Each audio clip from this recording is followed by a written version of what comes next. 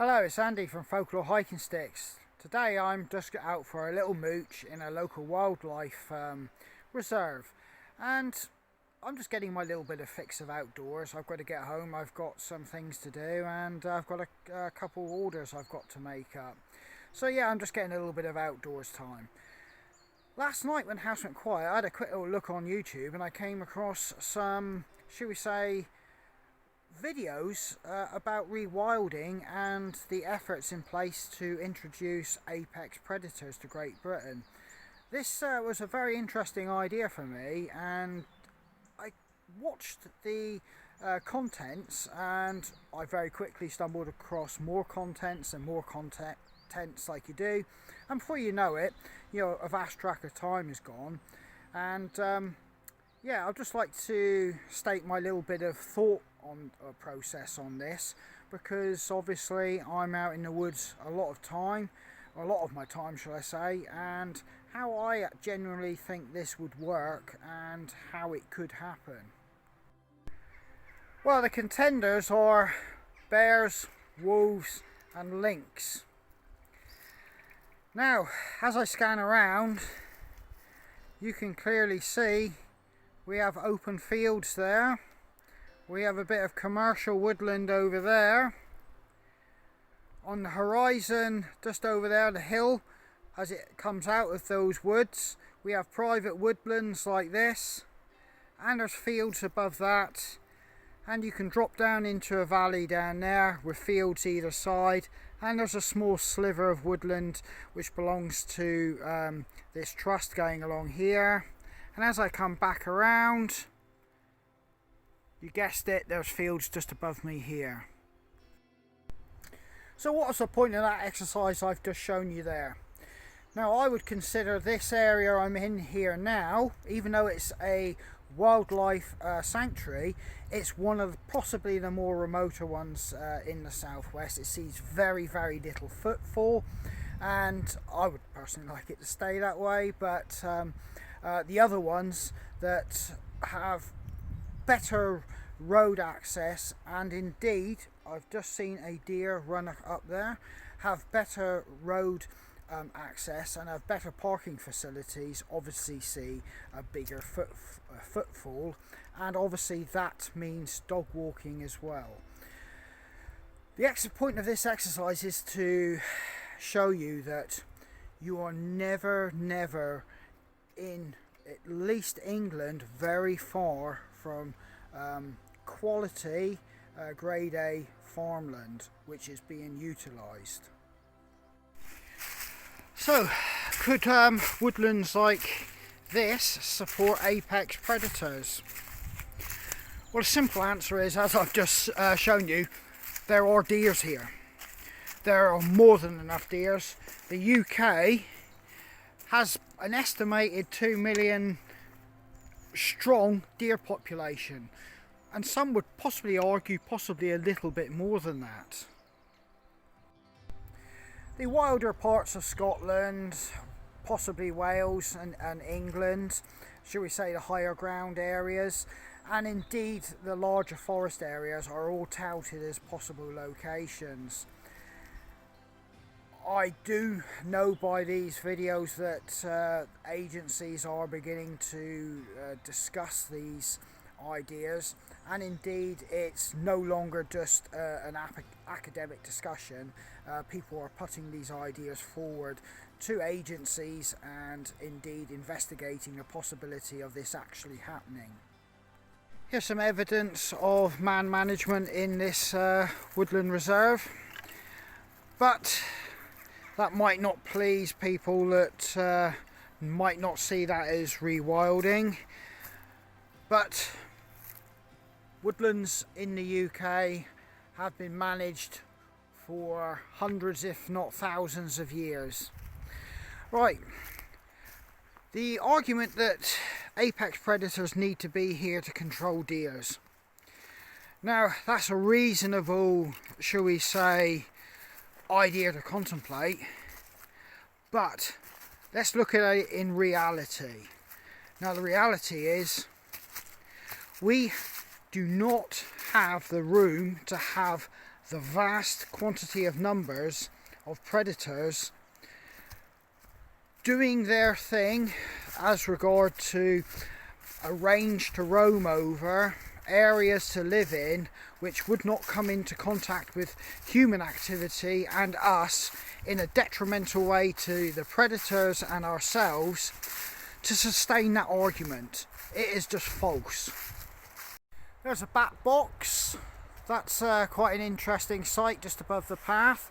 There's quite a few of them here in the woods here on this track.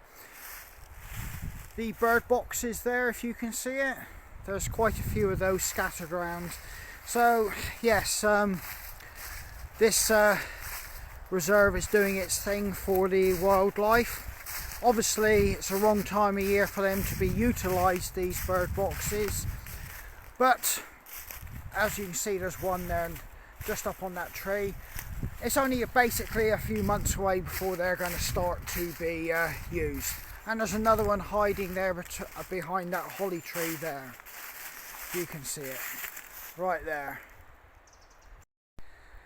Yeah, so the idea of having to have enough predators to control the deer population over the whole of the UK, because one thing that if you put those predators in the areas that are being suggested and touted, that still wouldn't control the deers throughout the UK. That then begs the question, are you then suggesting that they roam throughout or make their way, or are they allowed to make their way following those herbivores through the corridors into other areas of the UK? And that would then put them in direct confrontation with urban areas and indeed the, shall we say, more productive agricultural areas of the UK. That in reality is just not going to happen. So yes, it doesn't have to be a case that we can't have predators in this country, but you have to be open and honest. They are not going to be here to control the deer population. By stating that they are is just a false narrative, which then leads you to, you know, sit down and think about the whole reality of the situation.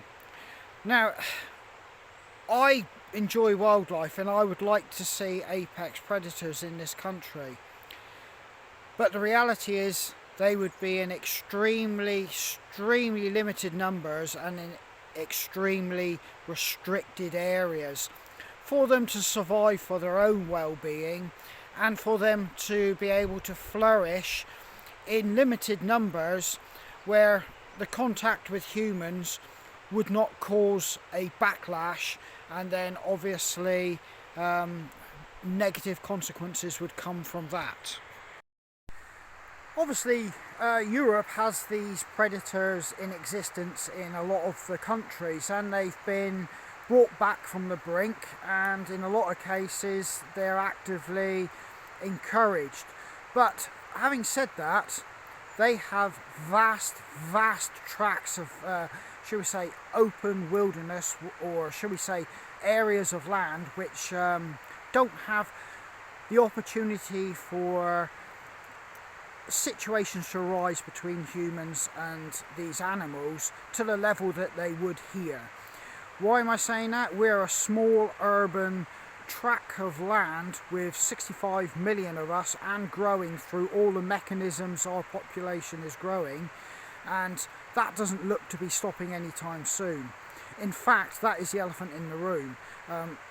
Till somebody turns around and says, we really do need to control the population, or put mechanisms or incentives to control the population, or indeed the population just turn around and go, hey look, in that time we kind of slowed things down.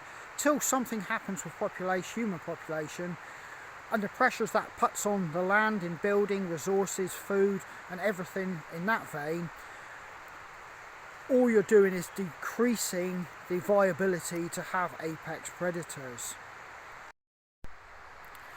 So if you take the bear and the wolf as the first two candidates, it's pretty reasonable to look at what happens across the Atlantic in Canada, Alaska, or should we say, well, indeed the states themselves, where these animals do come in contact, because obviously there are larger numbers of them over there, with the human population, and it doesn't always end well for the animal or shall we say the humans. And indeed, because of the smaller surface area we have here, which has viability for those two sets of creatures, the contact is going to be there between humans. So that is a reasonable scenario to model what would possibly be the outcome. By the outcome, I mean the fact of the matter is these animals will live in areas, but they will track outside, they will migrate, they will move, they will follow herbivores, they will follow food sources. And following food sources does also mean if there's a viable and active human food source, i.e. agricultural products and livestock, they're going to take it. If there's a forest, people say they will live in the forest and take deers. Well, that may be the case by and large, but still does not alter the fact wild animals of all veins are opportunistic, and they will exploit an easy and ready food source. You would have to compensate the landowners and farmers for that. That's probably a given. But that would then put, shall I say, powerful apex predators in direct contact with man. The lynx, on the other hand, is a slightly different and more realistic possibility, because it kind of lives alone. It's not overly powerful, as in compared to a wolf or a bear, but it still sits at the top of the food chain where deers are concerned. It will take the smaller varieties of deers, and indeed the larger deers, it will take its younger ones. So it could theoretically survive quite easy on deers themselves, but be under no illusion, if it had access to easy to come by food sources, it would probably live and scoot around in the woods, but you would lose a small quantity of livestock to that predator each year. And as I said, there wouldn't be huge numbers because they would be controlled, and because of the nature of the fact we do not have the surface area for them to live comfortably, they would be controlled, so it would be an acceptable loss. And they do not pose a physical threat to humans of, shall we say, of an adult human, and even then younger children in that, I think education would possibly be brought to the fore. And if you were in an area you knew there were lynx, as parents you probably would not allow your kids to just fully roam to any real extent anyway. But that is pretty much part and parcel of the lives of people in the States, Canada, Alaska, and indeed parts of Europe where they know these animals exist. This particular weir in this reserve is actually believed to now hold a population of otters. They've actually made their way back into this river.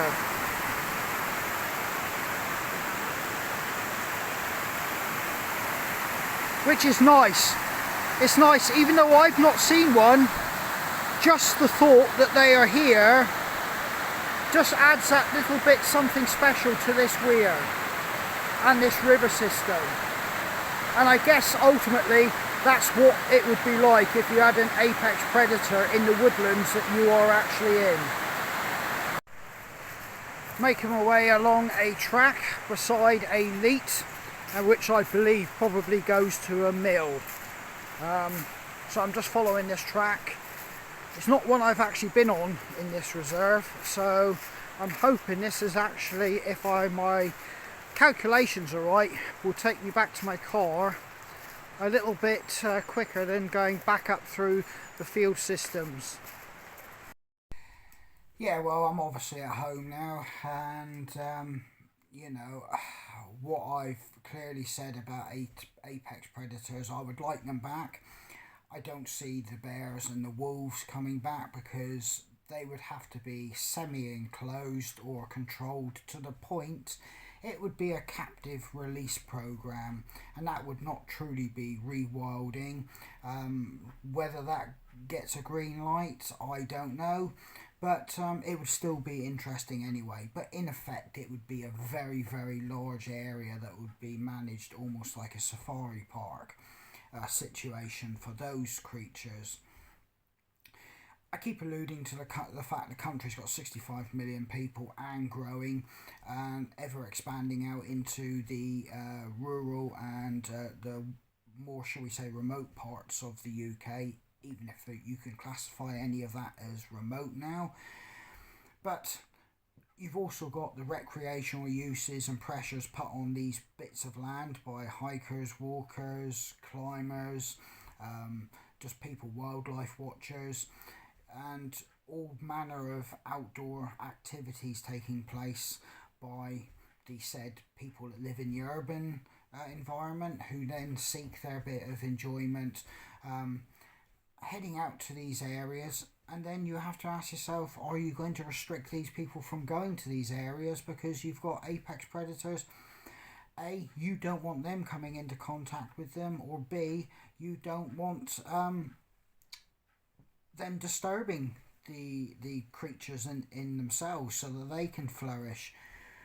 So you've got all this to bear in mind, and as I've stated, it is possibly the lynx which is going to be the best bet, and I would like to see some down here in the southwest, or at least know that they could possibly be free ranging in woodland near me. Will I see that in my lifetime? I don't know. The thing is, you can't dismiss anything because it's no longer in the realms of, let's just say, a load of half-naked hippies running around the woods, you know, stating that this must happen. It's serious people now, and you know, like educated people actually having discussions about this and how it could work. So really, it's in the lap of these people and the body set up to try and advise them, whether it be local communities, forestry commissions, agricultural organisations, and indeed, shall we say, the local communities, the urban ones. They would obviously have to have a say also, because if a creature was free roaming, there is a good chance that it would come into contact with urban environments as well. So it's a big thought-provoking subject. I would like to see them back, like I said, but obviously it would have to be in very, very limited numbers, and basically tell the truth. They would not be here to predate on the deers to the point where they could manage the deers. It's just basically a nice to have, and something that would just enhance the UK's, shall we say, what's left of the wildlife and the flora and fauna. So this is Andy signing out, and basically stay safe in the woods.